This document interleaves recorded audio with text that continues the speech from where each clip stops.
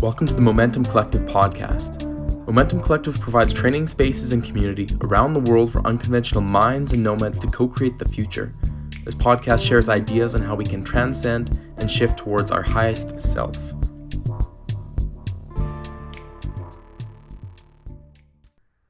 All right, hey everyone, welcome back to the Momentom podcast. I'm your host, John Early, and really excited for our guest here today, co-founder of Superhero Academy in Valhalla Co-op Farm, Marc Angelo, an impact-driven entrepreneur with the flair of excellent storytelling and love for community building. So really excited to have you here with us. Marc, how's it going, man? I'm great. Thank you so much for having me. Excellent. You look really cozy in your spot in Montreal there. So I love it. I love this background. It's all about the fire in the background, the TV fire that just adds that extra warmth to a space. You know what I mean? As long as you've got the guys stoking it every once in a while too, that's an important part. Absolutely. Yeah. Great. Well, I mean, we're really excited for this topic because, I mean, Momentom, we've been building communities around the world for quite a few years now too, but we haven't formally put down real roots, and that's what you've been literally doing outside of Montreal for some time now. So. Yeah, absolutely. Community is found in so many different ways, whether you're a fan of a particular sports team or you participate, at a local yoga studio, or you go to Envision Festival every year, which is, where you and I met. There's so many different layers to community, but without a doubt, there is something beautiful about putting physical roots down and building a physical space for community to flourish and to come together. Well, let's talk about community. How do you like to define community? What does it mean to you? Yeah, I reference nature when it comes to community. I mean, to me, community is the balance of different inputs, kind of co-creating, sometimes competing, sometimes bouncing off of one another, sometimes accelerating, and sometimes spiraling down into all the different ways that communities formed. And essentially, the easiest way to say it is it's like an ecosystem.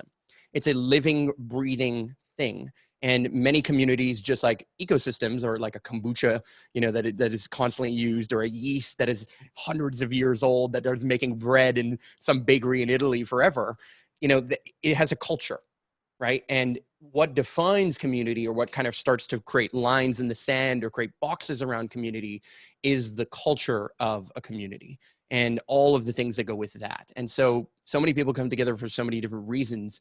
I just choose freedom culture as the core element of our community.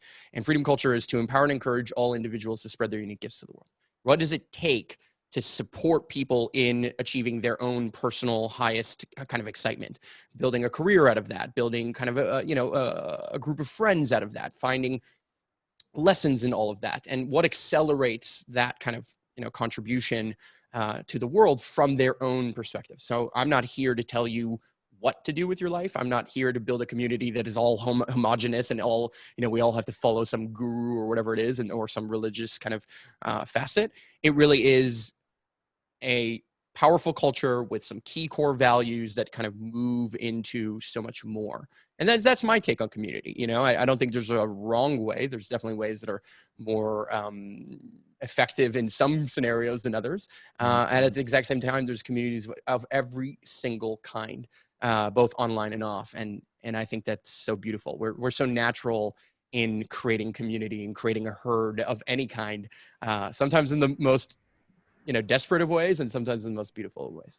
Yeah, we're such social animals, and I really appreciate adding in that part of culture, and even realizing that growing at the evolving culture, like that reference with yeast or kombucha, where it's continuously being used and it's continuously growing and evolving to recreate itself essentially.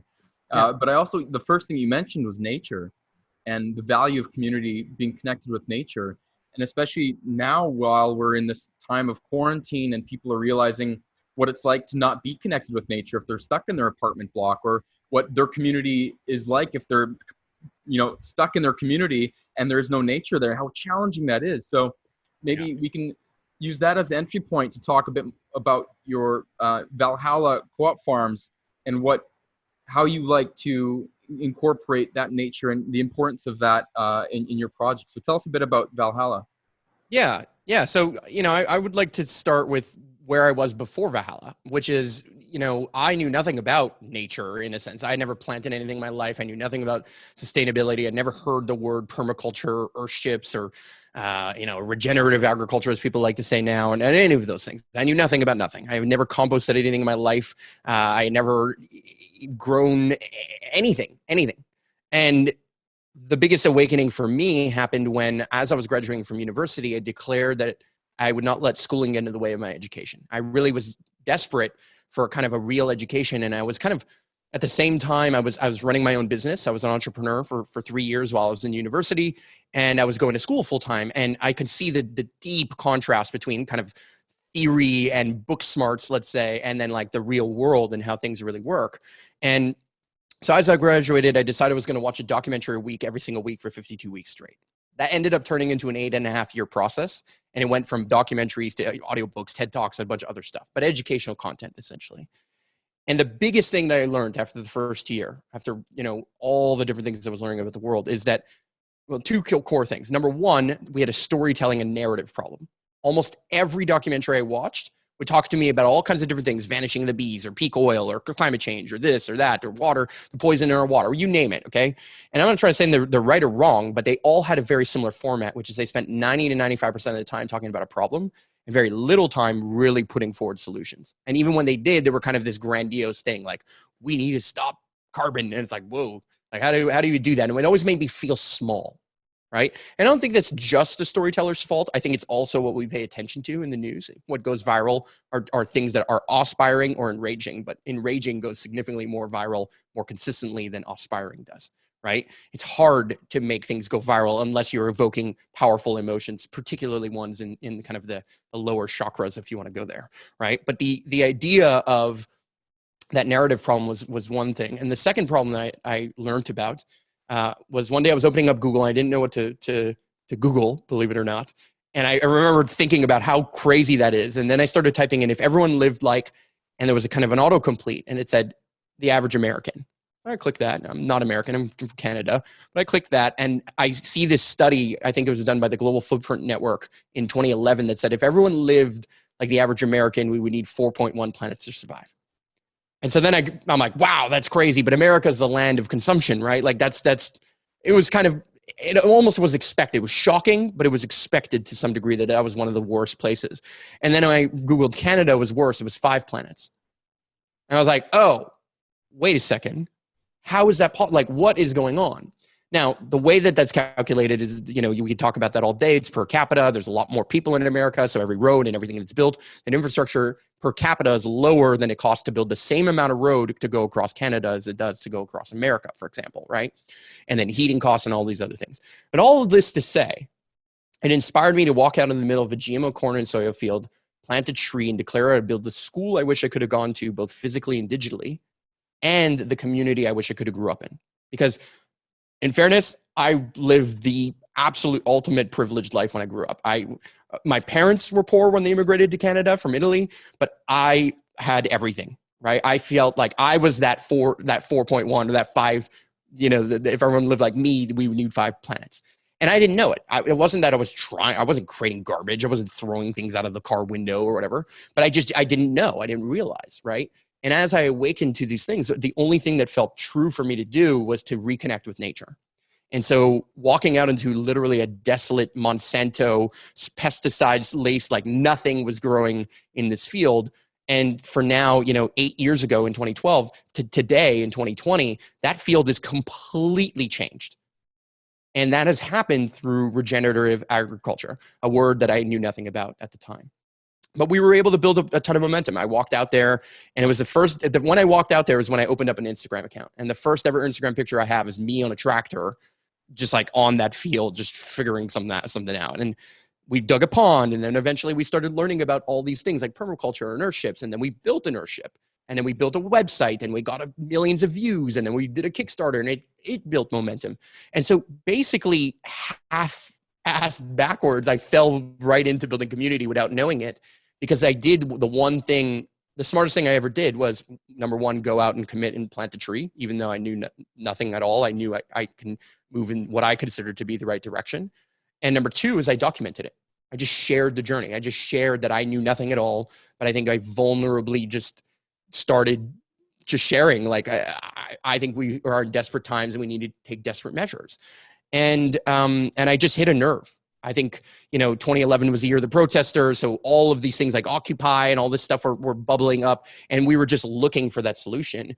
And it turned out that this farm, which is 20 minutes away from downtown Montreal, which is where I'm sitting right here and right now, born and raised, and where Valhalla Farms is. It is basically, I wanted to build the closest eco village to a city center that I had ever heard of or been to. And since then, we've really seen the city continuously expand in our direction, but we are literally one of the closest farms to a major city center. And we're, to my knowledge, the closest, intentional community or eco village to a city center that I know of in the world. And when I say city center, I'm talking about a city with over a million inhabitants, right? And it just made sense for me. I don't know what, I was just following kind of the universe. I was following a higher power that was beyond me. And it wasn't that it was speaking to me. It wasn't that I thought I was holier than thou. I was just trying to figure out something. I was just trying to understand what it was like to kind of take responsibility for what I create in terms of waste, in terms of all of these different things. And so my goal was to build a fully off-grid community that was still connected, right? And just share that story. And that's what Valhalla is. It's grown immensely. We've reached millions of people on our website and online. We've grown a following. We've gotten shadow banned now for whatever reason, who knows, just like everything else is getting censored. So that what lets me know that I'm on the right path in a way. And it's not because we're sharing fake news. We didn't mention anything about 5G or this or that or the other. And I'm not trying to say what's right or wrong in it.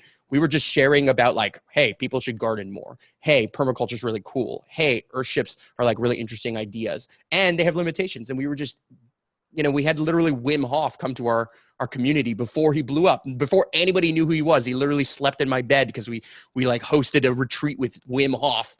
You know what I mean? And so we had all these amazing things that were going on, and it was just beautiful momentum. And so that's, to me, the most success that Valhalla has had, to me, is the momentum we've been able to build and the culture we've been able to build. And all of that with mass amounts of challenges. I mean, the toughest business in the world to start up is a farm. To go from like the soil grows nothing to like you want to plant organic fruits and vegetables and cherry tomatoes and you name it, market gardening essentially. It is brutal, and it requires an enormous amount of energy. I mean, in Canada, the weather is constantly shifting and changing for months out of the year. You can't work the land like you can in, an ideal climate like California. And then when it's not beautiful, when it's not like disgustingly cold out, then it gets really hot and humid and sunny, and it's got all the conditions that make it beautiful, and it also has all the conditions that also make it challenging. And at the same time, it's the most important work that I know I'm spending my life on. And I think it's inspired a lot of people.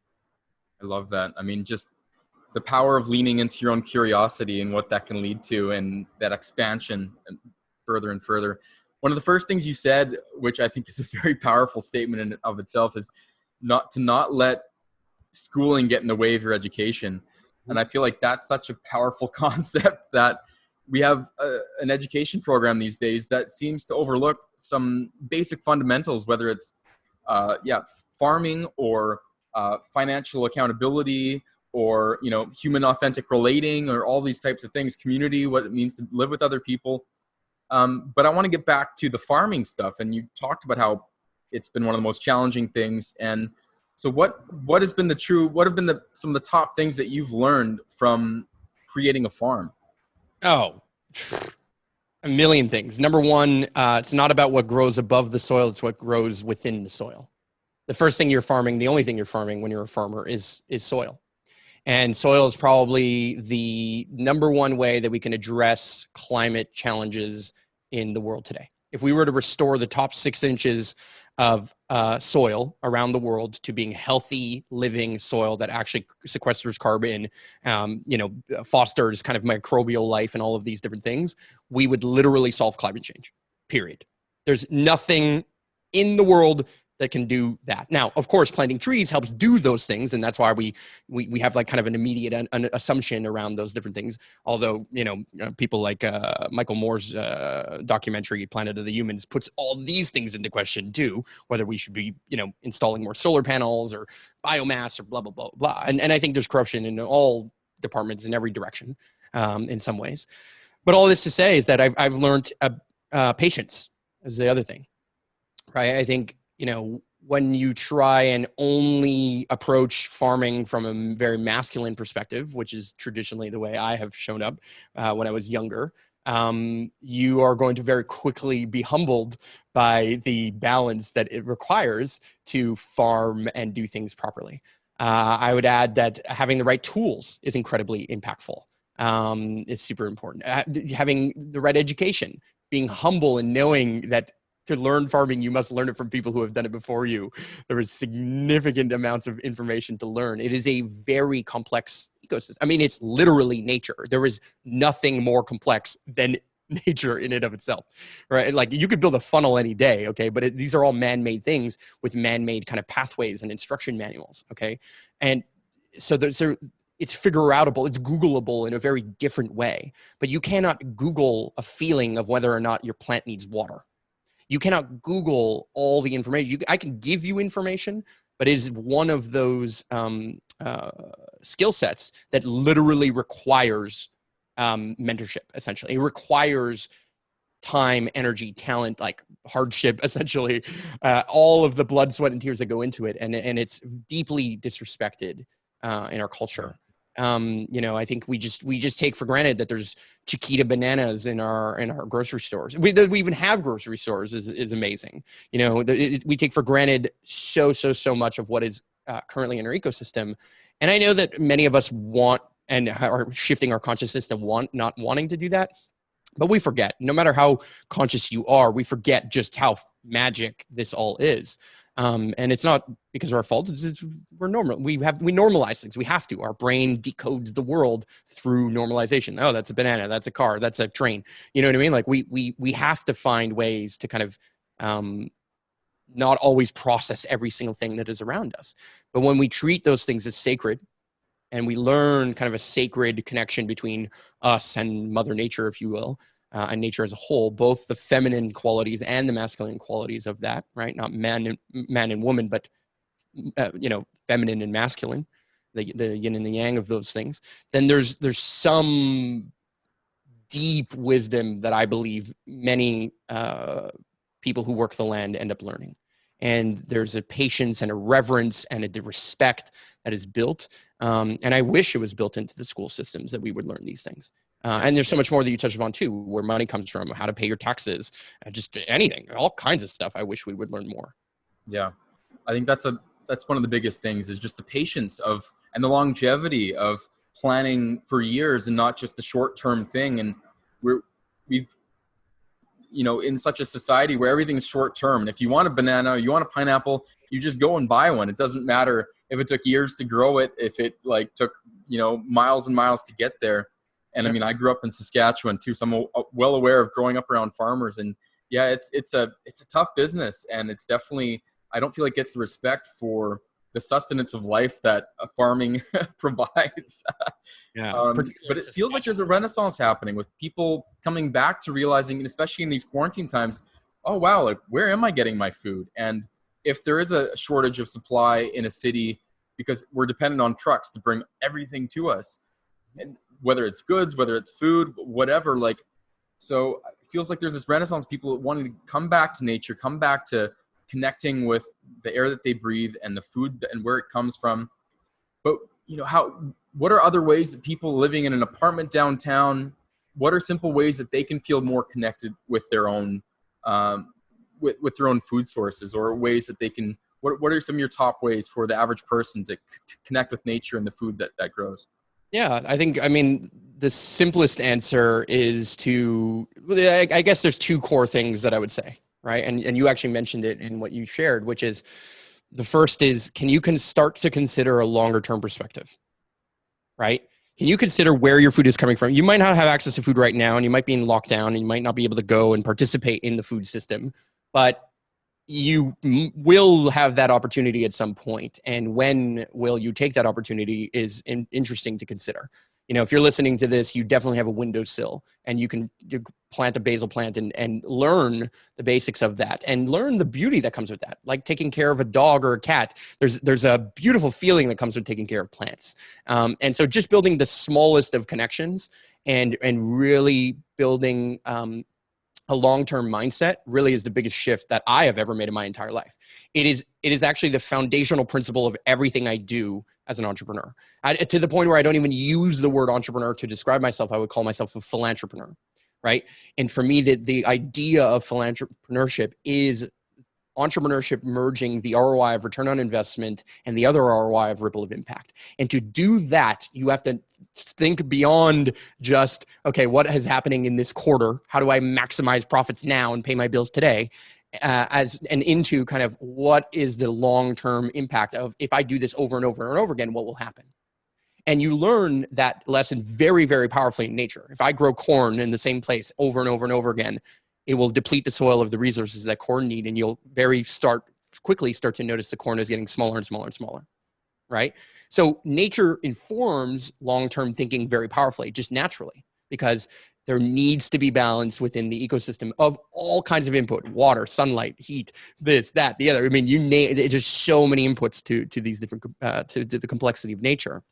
And at the exact same time, when done in reverence, when done in gratitude, when bringing literal like positive vibes and energy, you actually impact nature massively.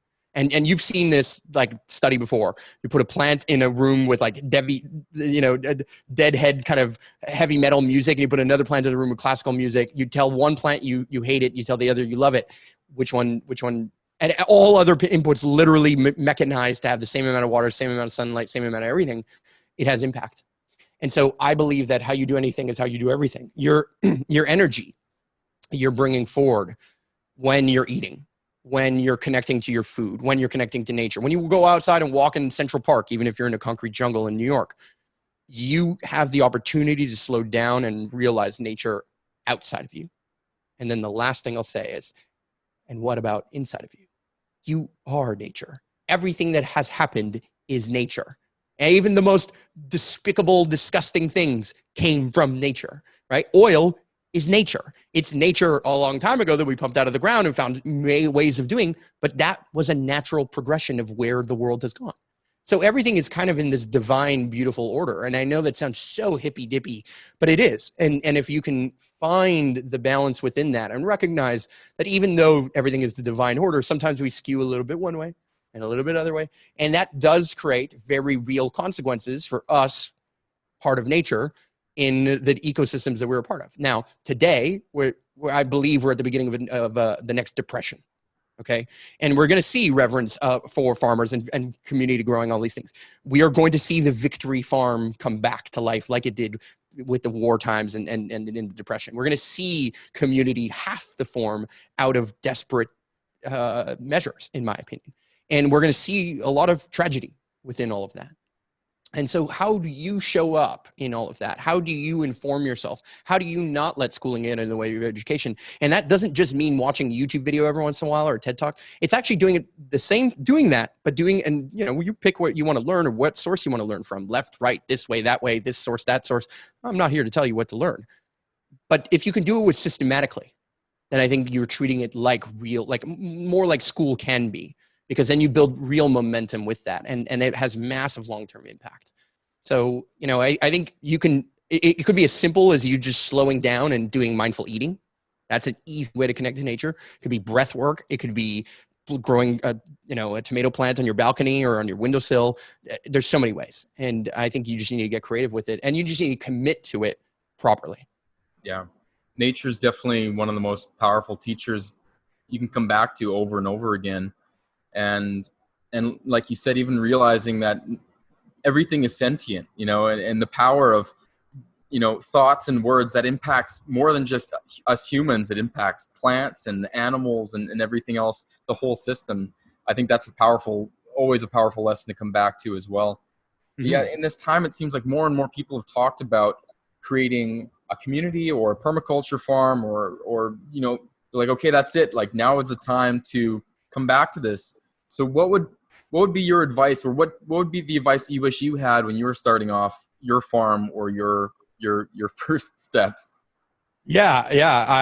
I wish that I was open enough to take advice. That's my advice. My advice is find people who have done it before. There are many people who have grown plants or done the things that you want to do. And as novel as you think it is, somebody has done some element of what you want to create and do before. And the number one most humbling thing you can do is be humble. It's realize you do not know all the answers. And you might think you do, and you might, and I did, okay? And sometimes I still do, right? But when you really slow down, when you really pay attention, you realize there are so many other people out there that can inspire you and inform you. I mean, what I learned about the top 6 inches of soil, microbiology, I didn't learn because I did it. I learned because I built a community that also had another person who was geeking out on soil biology and runs something called Docteur, which is all about soil, right? And, you know, and it's a play on words in French, Docteur, which is kind of speaking like doctor, right? The soil doctor. And I learned about those things because I was humble enough to realize that somebody had walked a path further than I had. And that's it. And I'm not trying to say I'm super humble. I'm just trying to say that if you want advice, find people who are going to give you the advice in the first place. And don't take advice from people who think that they know what is best for community, right? Because if they're an armchair activist and they're like, well, I don't know about solar panels, they're polluting the world. It's like, yeah, I get it. But what are you doing to like build any other form of an alternative? I get that they're imperfect, but we cannot just slander and cancel everything and then expect that everything is going to be different sometime. You know what I mean? So things are going to change. The only thing that is constant is change. We are going to experience change, but that change might not go in the direction we want it to go. I don't know about you, but the way this pandemic is going, it is not going the way I think it's best for the most amount of people. Okay.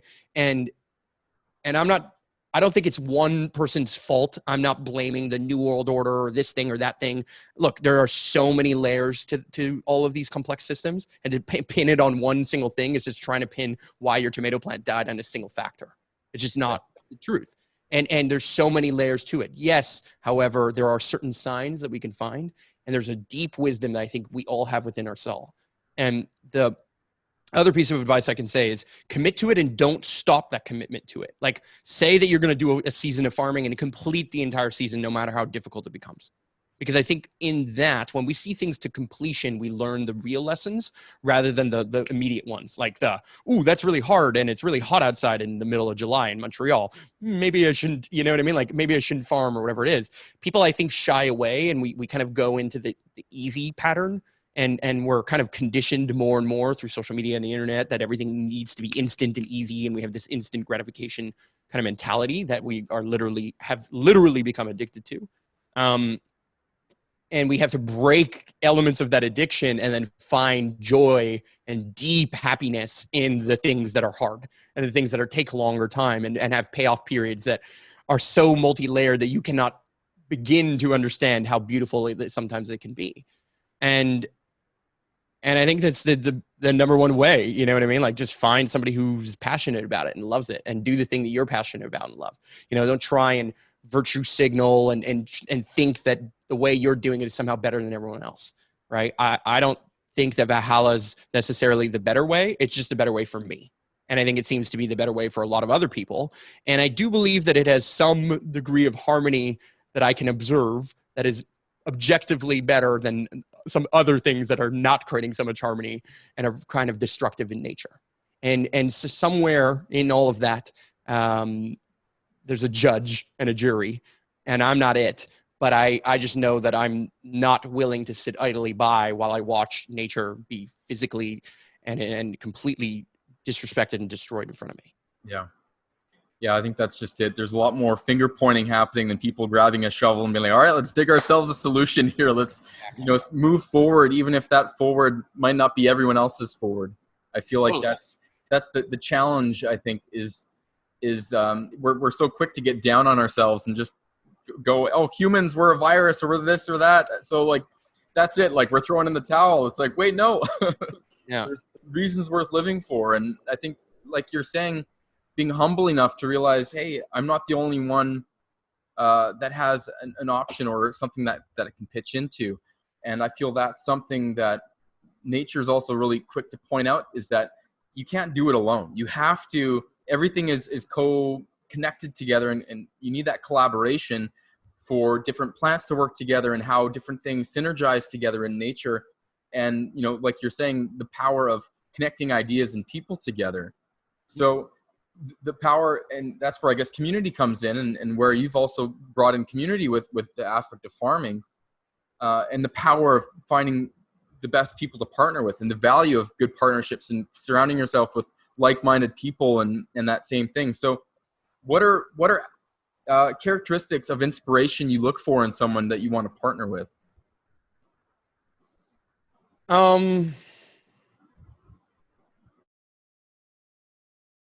I think the biggest characteristic I look for is some level of passion and initiative. You know, when I look to hire someone or work with someone, the number one thing I want to know is just what they're passionate about, and to understand their motives and their intentions and where they're trying to get to with it. And understand that that's an ever-growing thing, and it's a culture in and of itself. And what they tell me one day could be different in 10 years, or like it could be different in 10 days.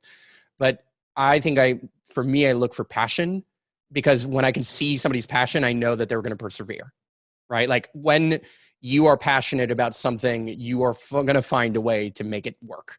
And that's the beauty of the human resolve in many ways. I think the other thing I look for when it comes to community is consistency. Community on every level, even on social media, right? Like the number one way to grow your Instagram following is constantly post on Instagram, period. Now, the quality of content, the frequency, all the tips, tricks, hacks, understanding the algorithm, there's nuances to it all.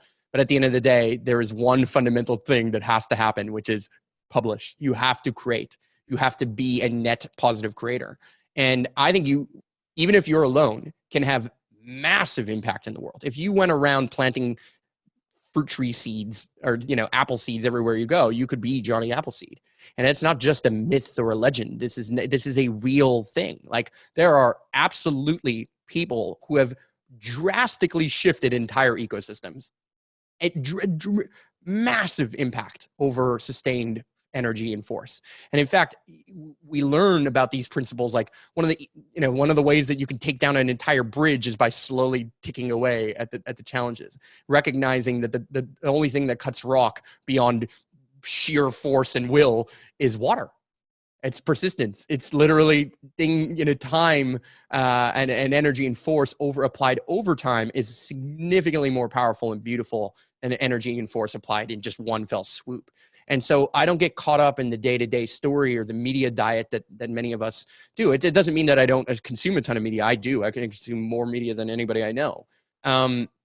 Mainly as a way of understanding larger term ecosystems challenges, and understanding and keeping my hand on the pulse of what is happening in a collective sense. And that's what I'm obsessed with. That's why I love storytelling, right? I understand the narrative problem that we have. I understand how things go viral very viscerally and mechanically. And I understand how to engineer that. And so if I understand how consciousness kind of spreads, and I understand how, to some degree, how life spreads, then I can kind of combine those two things into an unstoppable, beautiful force, none of which is mine. I am just directing it in some way, shape, or form. And I just get to watch it and witness it and add some input and some level of creation to it that makes what I would consider to be this a form of art. To me, what I do with storytelling and what Superhero Academy or Valhalla or any of the things that I'm involved in are about is art.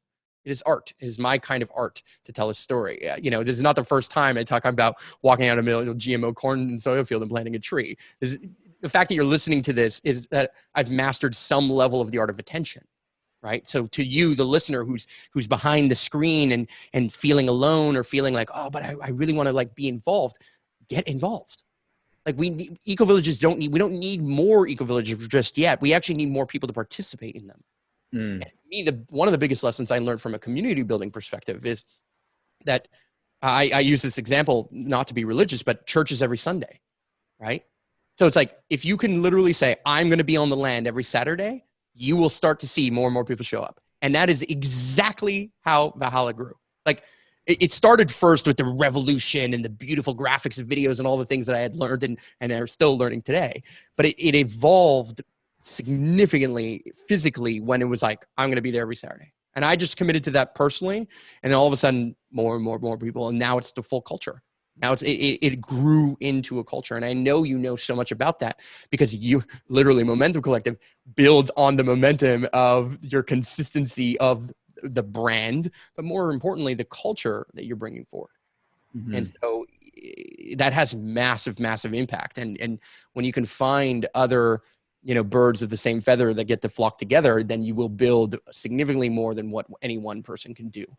Yeah, I love the synergy between all these projects, and yeah, like you're referencing Momentom, trying to transcend through art, and in the end, like you're saying, storytelling is art. Art is storytelling through various engaged formats, whether it's through movement, whether it's through painting, whether it's through music, and how you uplift and inspire people to get them to be passionate, to get them to be motivated to then make these things happen. And I really value that, and like, yeah, you can train people in skills and that kind of thing, but you can't necessarily train them in passion, right? Exactly. So Yeah. I really that really resonates for sure. Well, let's go from there then. And how did Valhalla also lead into the Superhero Academy? Yeah, I mean, the simple answer is when I started learning about eco-villages, every winter I would go and travel to other eco-villages to learn more about eco-villages, right? So, I take the same medicine that I suggest to you, which is go and learn from people who have done it before. I went down to Argentina, for example, with Earthship's Academy, and I filmed and made an entire documentary on building an Earthship, showing not only how it's done by visuals, but also showing the culture and the idea of why it's important through the narrative, right? And I learned and I made my first ever documentary, which has 60 some odd thousand views maybe on YouTube. And you could go check it out. But the point is that I went to eco-villages and I started learning how most permaculture farms specifically, but generally in eco-villages had made most of their money through education or through tourism, right? People coming in who wanting to learn or people coming in and doing retreats. And many of these kind of community gathering spots had some level of transience that was fueling that ecosystem, meaning for an ecosystem to grow, it needs external output to go into the internal input for that ecosystem to create, right? Like matter is no longer, or is not created or destroyed. It needs input, therefore, to be self-generating. And so even if you do nothing, right? Like even if I had the farm and I did nothing on this GMO corn and soil field, there is still external input. There is more sunlight, more rain, more snow, more whatever that is slowly but surely building up and it is transforming the land. But take a piece of land with no other external input, it won't grow. It won't change state. And so for you to change state, you need to first empower people to participate in that state change. And if I'm going to empower people to participate in that state change, I have to empower them in what I would consider to be their version of freedom culture.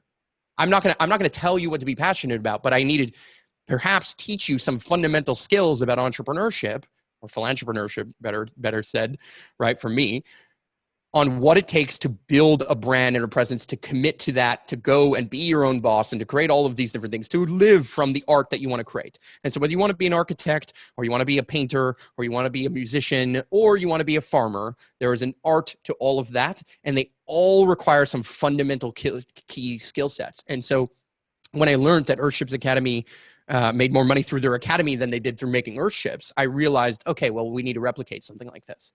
And I need to replicate it in a way that is not just done once, but what's the fruit tree of education?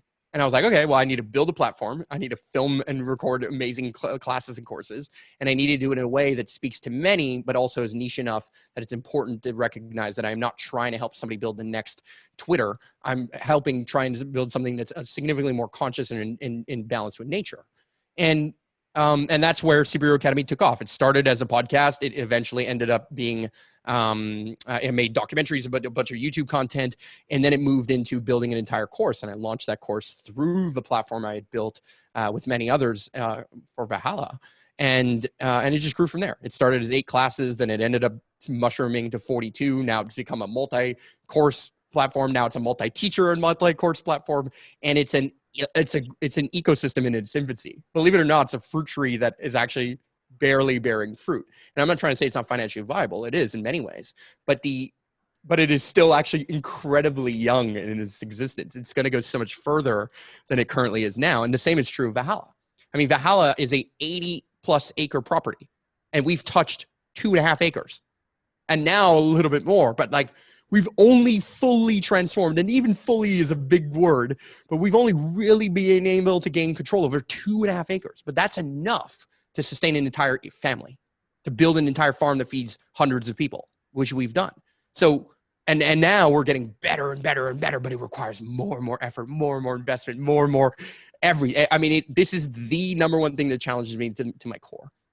But there's a beautiful synergy between the two, because if I said the number one thing you need to do is find mentorship to build community, and then I wasn't willing to build the place where that mentorship would exist, then I have a philosophy. Every time I point a finger, there are 3 pointing back at me, right?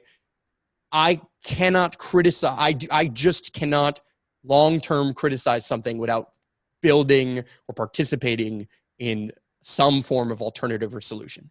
And I'll quote Buckminster Fuller, which is, and I'll paraphrase him more so to say that to make the new paradigm truly function and work, we need to make the old paradigm obsolete. We have to build better systems that are in flow with nature rather than just as opposing to something. We're not going to build solutions through protest. Protest is important in some way, shape, or form, but it is only the smallest of seeds compared to what is really necessary to build real positive change and shifts. And I think I'm deeply inspired by people like Elon Musk and his frame of reference. It's not even that I'm inspired by what he does specifically. I'm inspired by the way he thinks, and the way he thinks has informed how I can think similarly. And it's having those long-term impacts. And I'm seeing the fruits of that physically and metaphorically in every sense of the word in my life right now. And so, I was patient enough to recognize that when I planted the tree in 2012, that I would only get its fruit like now. You know what I mean? And that's so rare in our society.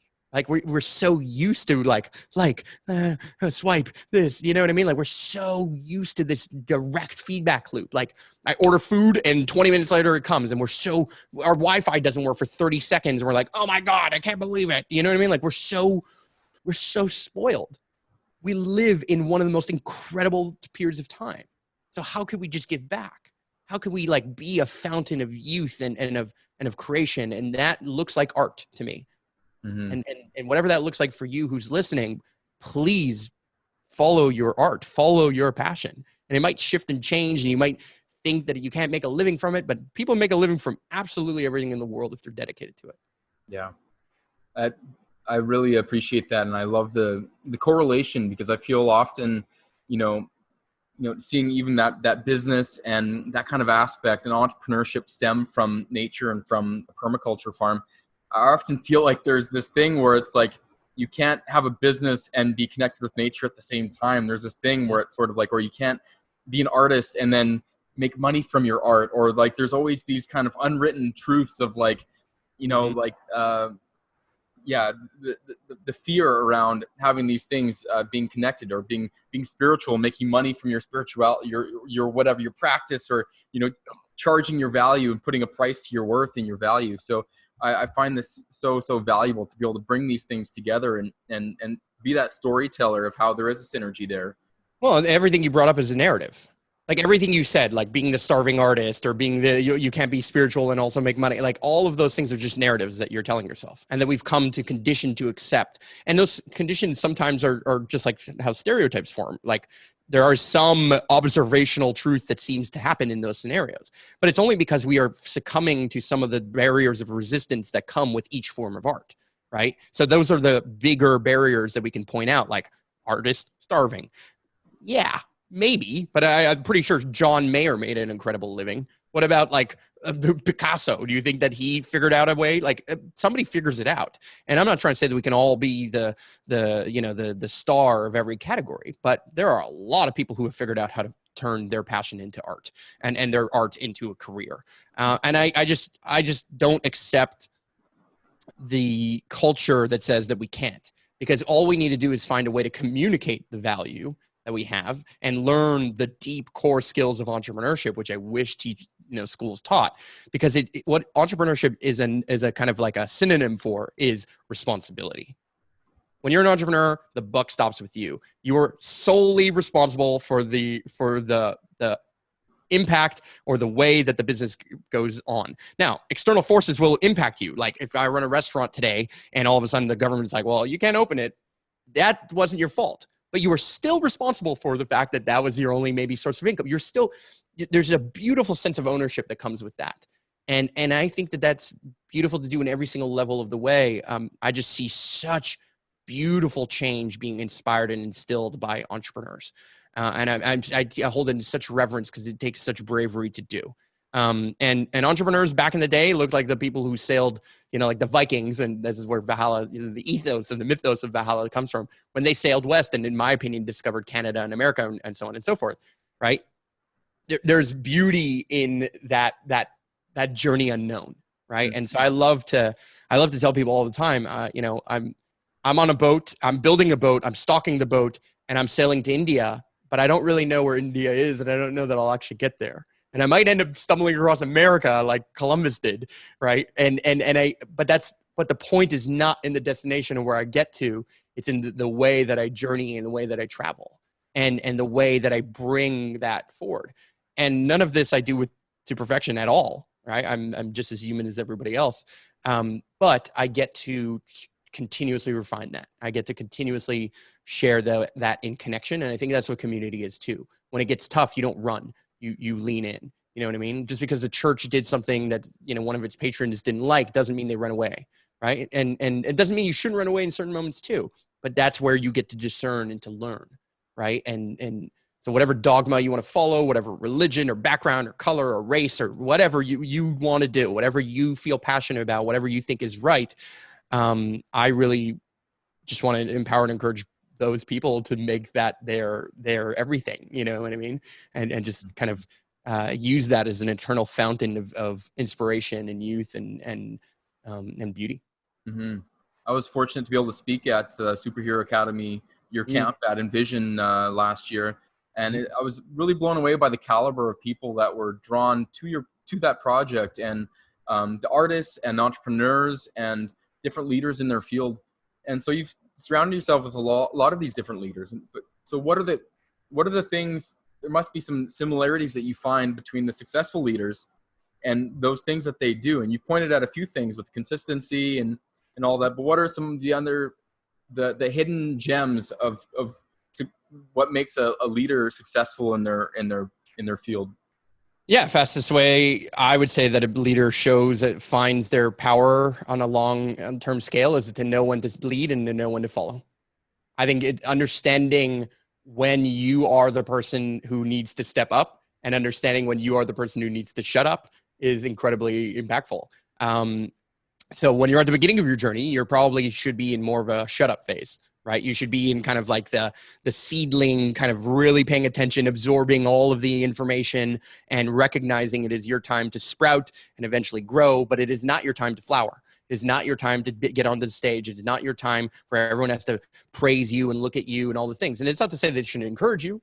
It's not to say they shouldn't feed you water and sunlight and all the things that go into making a plant or a sprout turn into the majestic plant that it one day will be. But it's recognizing that everything comes in time and having that respect and that humbleness that comes from that. I think many leaders are willing to commit to their values, and commitment is a very strong, important thing that we have less and less of. We've seen commitment erode in our culture today, right? And we could see the signs of that through marriage rates and divorce rates. We can see the signs of that through how many people move, how fast we move from their jobs, how little time we spend, doing all kinds of different things. Where there's so many layers that have shown that we don't have the same level of commitment that I think we used to.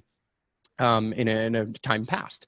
And I think that oscillates, right? Like I'm sure there's been periods of time in history where people were less committed and they're constantly moving, and then other times where they were more committed. But beauty has grown out of that commitment, right? Like when we went from nomadic to sedentary, we were able to build significantly more than what we were doing when we were nomadic. And I'm not trying to say one is better than the other or more ecological than the other. I'm just trying to say that we were able to build more that others could see, that generations in the future have now been able to witness and be a part of. This building was built in 1840 that I'm standing in, okay? That is unbelievable to think that somebody built something that lasts this long. And then when you look at the way that construction is going today, they're barely last, they're built to last for like 50 years before we're tearing it down and building a new condo building in its place, right? So there's so many different layers to our frame of reference, and I think our attention span and our kind of need for more and more instant gratification has been problematic. I think the biggest thing that has impacted me is to understand that everything I believe and everything other people believe is a story. And that if I can commit to a long-term story and go at it consistently, then I will have a much greater impact than I can ever have in any short burst. And everyone sees the short burst. Everyone sees Usain Bolt like break the speed record and win the gold medal, but they don't see the years of consistency of doing everything it possibly takes to get to that moment. So he didn't win the medal in a day or in a few seconds. He won the medal in a lifetime of commitment to that craft.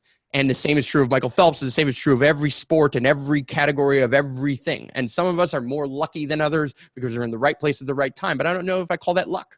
Yeah. I don't know if that, I think it takes skill to be in the right place at the right time. You know what I mean? I didn't just find Envision and all of a sudden do this thing.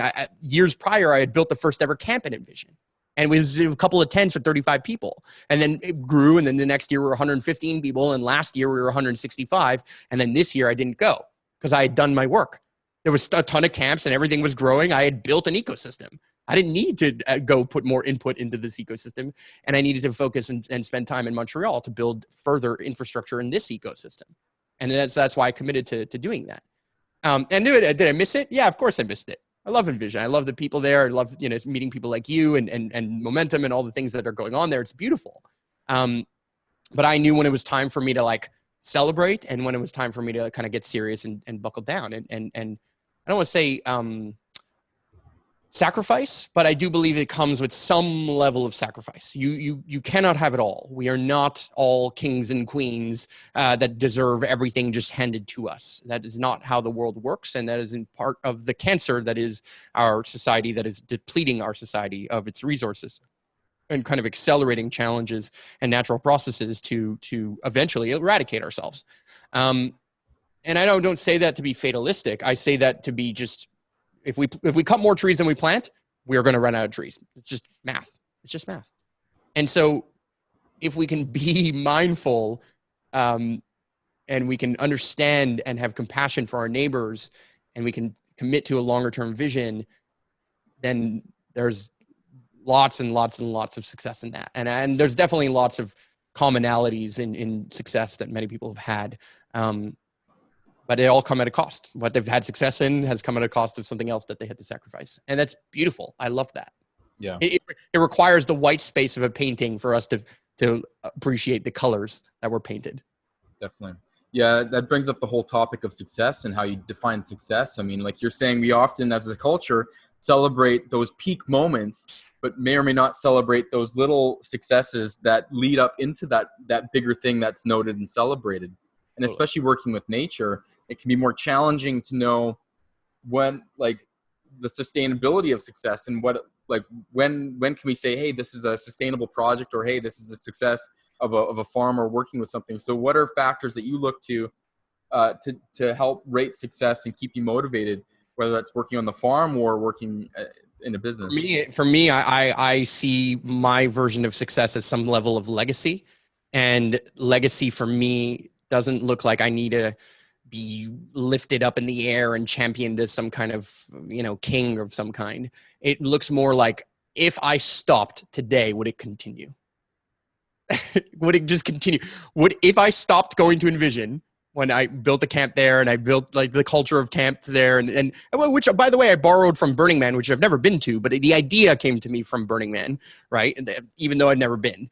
And then the idea of just like bringing people together and really organizing things, I implanted the ecosystem. I planted those seeds in very fertile soil that Envision had laid for us and had years of momentum doing. And I helped them in marketing, and I did a bunch of stuff, and I connected to the CEOs and some of the founders, and I did a lot to support them. And financially, I brought a ton of that, not only to Envision, but also to other eco-villages before Envision, because we ran a whole mastermind, long story short. All that to say, the second I stopped doing it, it continued. Somebody this year took our spot in the camp and ran a camp. And they did it. And other people ran camps. And there's more and more camps every year. So to me, that is success. Success is I set out to build a culture and I plant a seed in what I believe to be very fertile soil. And it turned out that I was right.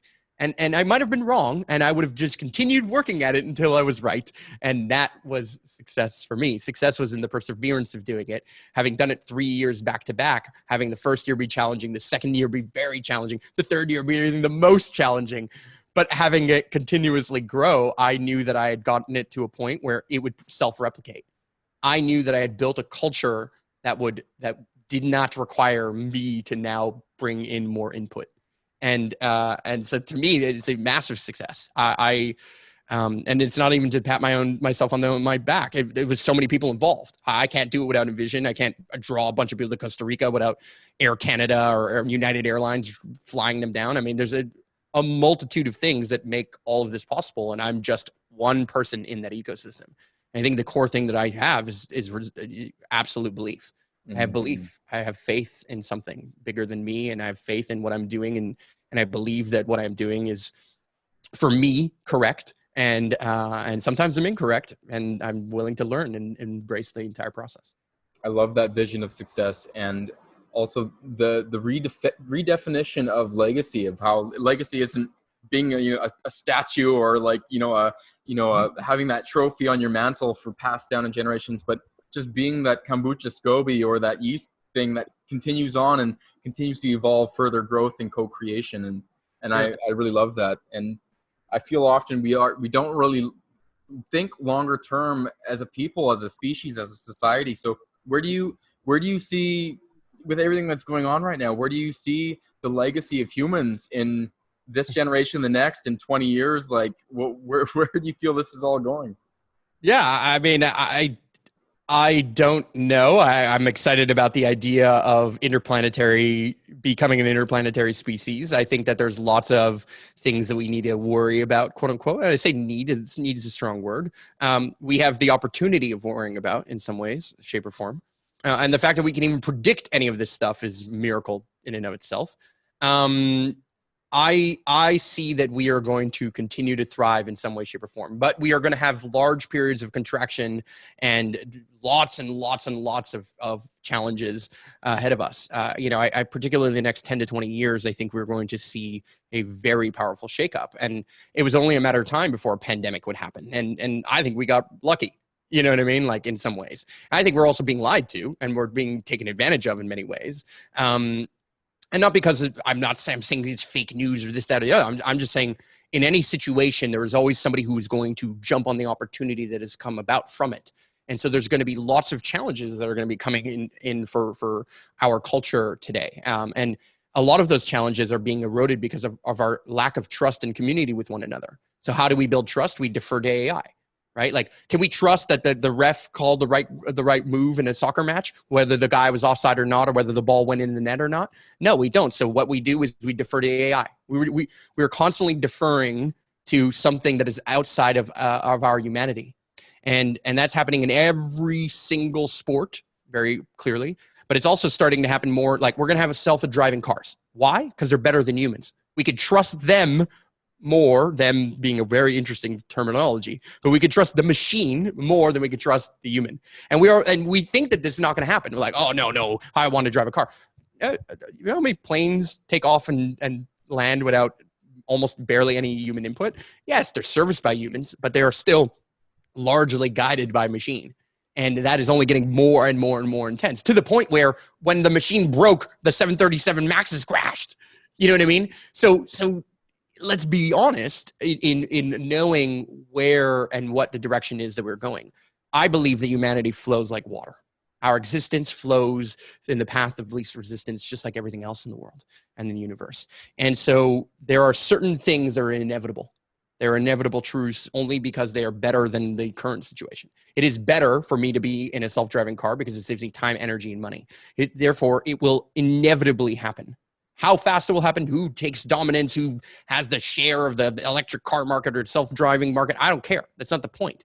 There are certain core principles that I've learned to think with. And what I've learned is not what to think, it's how to think. And And that's for me, right? But I've learned how to think and apply some of these principles, like, Elon Musk will talk about first principles, right? And physics and those kinds of things. With those first principles, you can start to find really interesting things. Mix that with psychology and understanding how to build a story and generate buzz around a story, which I think, somebody like Tesla or Elon, again, is phenomenal at. And you are becoming a very powerful game changer and impact maker. So I think we're going to have lots of geniuses like that continuously surface, and we're always going to have evil lurking around every corner too. And it's kind of this endless dance of 51-49. And I say 51-49 as the percentage of good and evil. And sometimes we sway one way and we sway the other. And it's this beautiful dance that was here before me and will be here long after me. And where this all ends up, that's the beauty of the story. I don't know. So going back to the original point of, the plastic bag is a part of nature. Is AI a part of nature? Is AI just a part of the next? I think so. I think we're here. I think there's a very strong case to say that we are here to birth AI. That is our next evolution. I mean, we're already transhumans. I go everywhere with my phone. It informs me and it sways my decision. It moves me in ways that I would not have moved otherwise. Very dependent, very codependent. And if you removed it, I could live too, possibly, right? If I had enough knowledge and I would eventually figure it out, we would have ingenuity. So I'm not fully dependent on it, but I am definitely codependent on it. I'm co-enhanced by it. And there's so many things that technology is found in everything. Technology was found when we found fire, right? When we discovered fire and our ability to harness fire, that was the technology. So technology is also found in antibiotics, right? We found a way to cure some disease, but we didn't cure it. We just beat it and then allowed it to become a superbug. What we do when we abuse things in every direction, right? If you eat too many carrots, you go blind. But if you eat a good amount of carrots, you have better eyesight. That's wild. Nature is so hilarious like that. You know what I mean? So everything that we abuse somehow has very intense and increasingly intense negative consequences, right?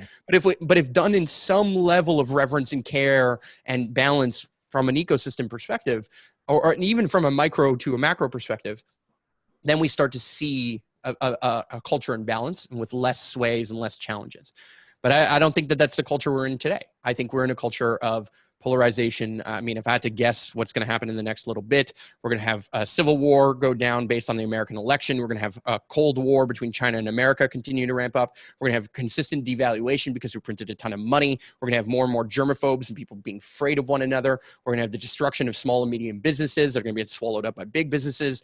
We're going to have a continuously rampant, destructive force in media. I mean, I can name you a lot of very negative, dark stuff. And we're going to have more people grow food than ever before. Well, not ever before, than ever before in our lifetimes.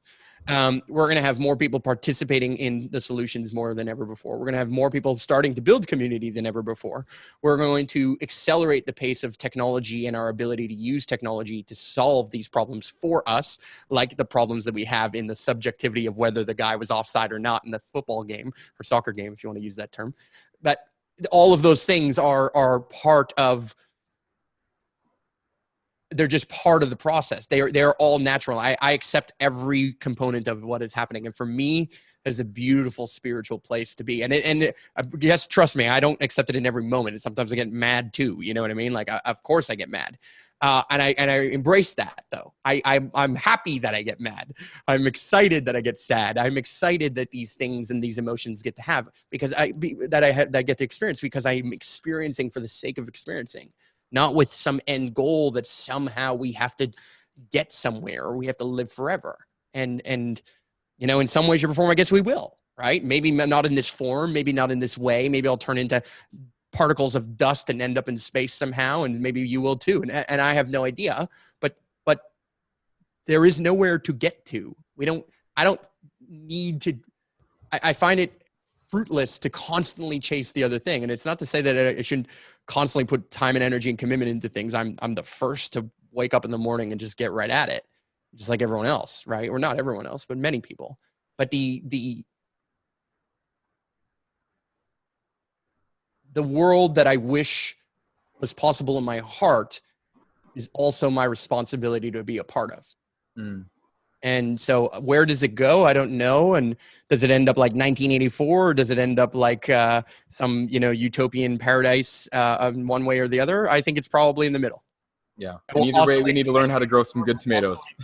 Yeah, exactly. We'll dance between the two in many ways. And right now, closer to 1984. I'm not gonna lie. Yeah, there's definitely some things I'm watching on a long-term trend.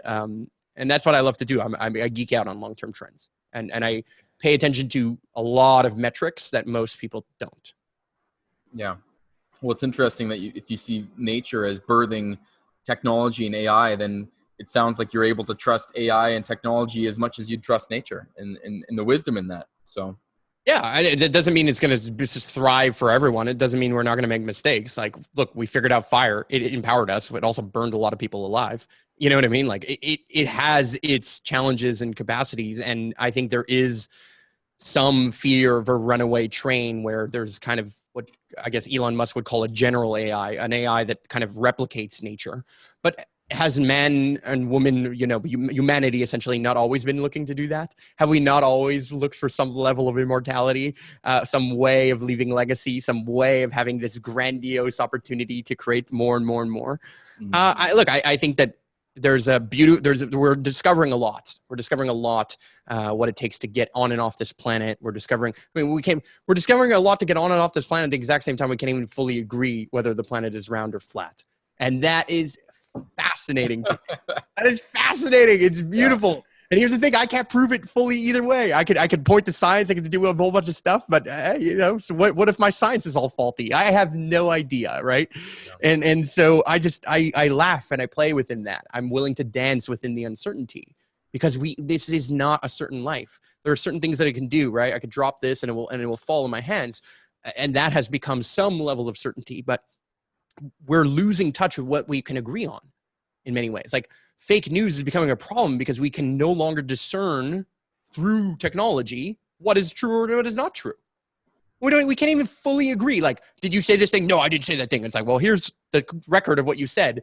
So again, we defer. Our courts are going to defer. We're going to trust less the cop, but the speed camera. Why? Because deferred. But that changes the fundamental rules of the game. And we, the human, the imperfect mind that forgets, compared to the AI that is also imperfect but doesn't forget as much, it will trump us over time in certain categories. Not in all things, but in certain categories. And we're seeing that happen. Man, there's computer-generated music that is equally as beautiful as human-generated music. But you know what? It's all human-generated music because AI was built by humans. So where do you extend that it was AI versus human innovation? Where do you draw the line between morality, right and wrong, and this and that, and this is good and bad? I don't know. We've tried to draw it forever, and we still never have agreed, right? But a billion people will agree with Christianity. But even then, do they really agree with all the same things? Do they all have the exact same notion? Because some of them vote left and some of them vote right. And the fact that we even vote left and right and we make this paradigm out of all of it is wild. It's wild. And so to think that any of us are in control or any of this is in control and isn't just a wild ride, yeah, we're just lying to ourselves in some ways. I'm just part of this wild ride and I'm doing my best. And I think, others are too. And I find that beautiful. I find it beautiful that people do their best with what they have. And I think most people really do. Not in every moment, but I think a lot of people are definitely inspired to do their best. Sometimes their best is very depressing to me, but yeah. Hey, who am I to judge? So with these communities coming out like Valhalla, what will it take for you to kind of go, screw it, we're going off the grid, we're going to close all our blinders to the rest of society, we're going to just have our own little world, live off the grid? If 1984 is the... kind of doing it. I don't think we're going off the grid so much as we're replacing it. We're making a new grid. We're making a grid that is of our own network, rather than using the mycelial networks that were in the soil that was growing the GMO corn. We're making our own mycelium network that is going to grow the cucumbers in our garden. So I don't know that we're we need to disconnect from the grid to make a new grid. I think we just need to focus on the inputs from this existing grid into this new grid of sorts. And I'm fully committed. I mean, I'm building a house there this year. This year we planted more fruit trees and berry bushes than we did in all 7 years prior. Already, they're all in the ground, right? Like this week and last weekend. Amazing that we were able to do that.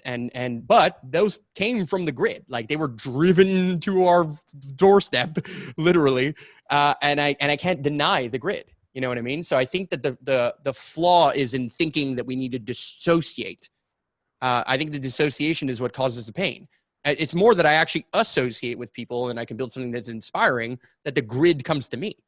You know what I mean? Like, I don't think Tesla said we need to kill all non-electric cars. He just said we need to make a car that's better than all existing cars. And so to me that comes with a positive force. Yes, jumping on the will of negativity that a lot of people have to change and to upend the Rockefeller system of industrial oil of sorts. Yeah, sure. Right? Like every story needs a hero and a villain, and they're equally important. There's no amount of story of Batman that is inspiring to us without the Joker or Bane or any other villain. They are equally important.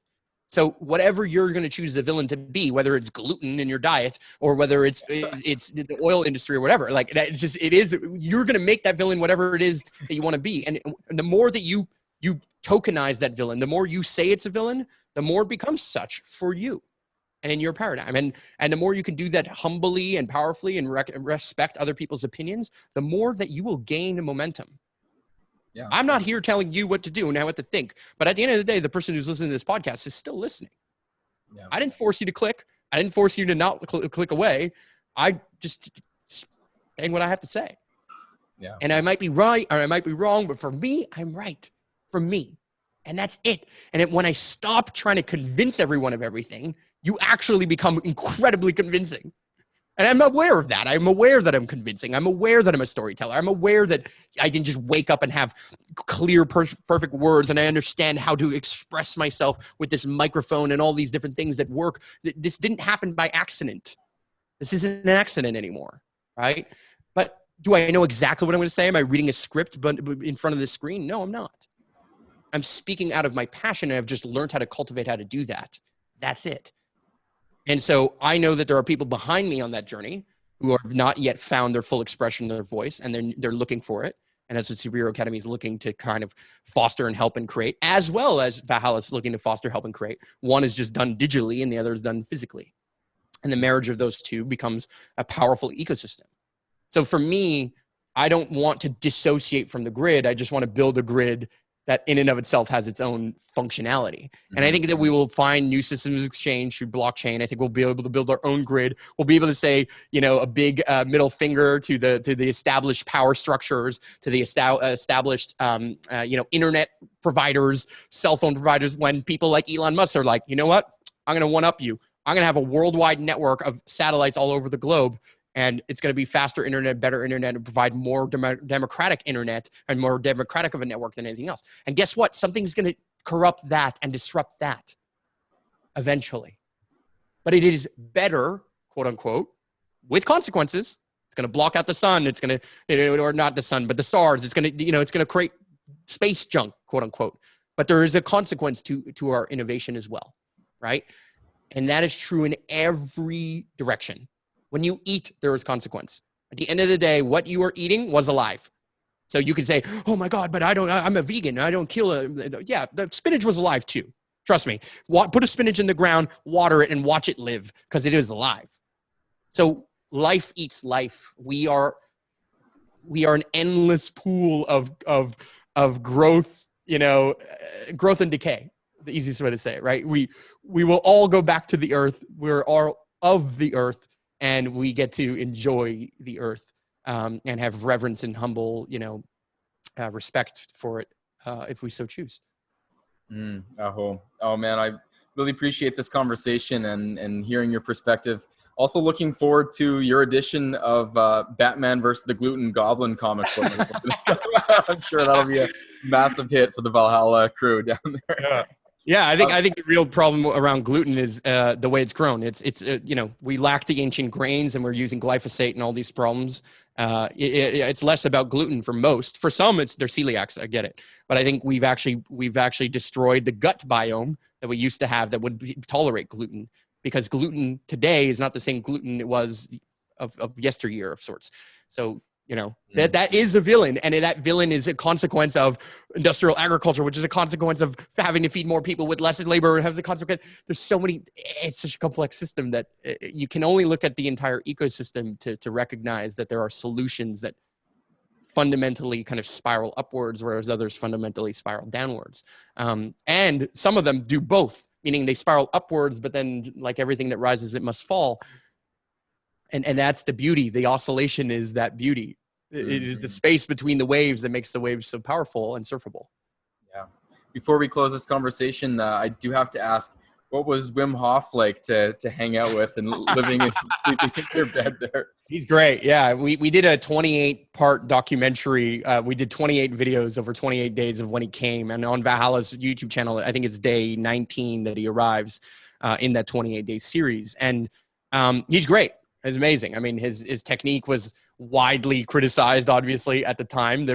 Nobody had ice, buckets in their backyard and dipping themselves in their freezers outside. Nobody was really doing what he was doing at the time.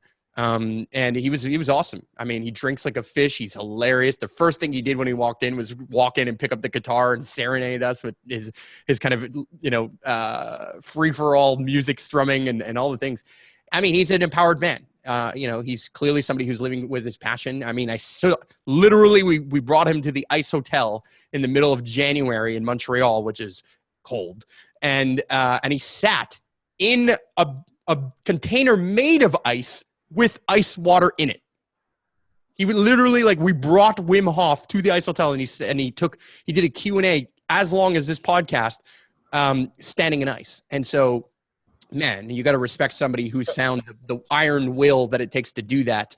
And he taught me a lot. He made me aware of how much the story I had around cold was a story, right? And there's physical limits, but then there's the story. And we know this, we learn this in every sense of the word for so many different challenges. Everyone thought the 4-minute mile was impossible until somebody ran it, and then a bunch of people ran it. Now, technology also makes that better. Right? We keep breaking world records. Why? Because the technology of nootropics are better. The technology of shoes are getting better. Technology of swimsuits are getting better. So we're literally figuring out better and better, quote unquote, ways of advancing our potential. And I just think that he took the most ancient of technologies known to man, which is our bodies themselves, and use that to kind of prove such beautiful, beautiful power. He's a real life superhero, and I have deep respect for him and his frame of reference and his iron will. Oh, yeah, man. Well, thank you again for taking the time for this call. It's been an absolute pleasure to pick your brain and throw you some topics. And where can people find some more information about Valhalla and the Superhero Academy? You know where to find it. Links somewhere down below, somewhere there. But actually, I have a better option. The thing you can do to support me right now, and more so and support you, is if you got all the way here, you loved it, right? You loved what I had to say. You loved the questions that we're doing. You love this podcast. Go and rate it, subscribe. Go do the things that make this podcast thrive and grow so that more people can hear it, right? Don't be the selfish person who just absorbed and didn't give it back. So go throw that back into the ecosystem. Go share this with somebody who you think will appreciate it. And it doesn't have to be this episode. Maybe it was the last one, right? Just go share, go go comment, and you know where to find the links. I'm everywhere. Excellent. Well, thanks again, Marc, for dropping in. Really, really appreciate it. And it's been just a really beautiful conversation. And we're really excited for more partnerships of Momentom and Valhalla and Superhero Academy coming together and being this changing catalyst in our own superhero way. So thank you again. You're welcome. And thank you so much for sharing. And thank you so much for listening for those who are here. Right on.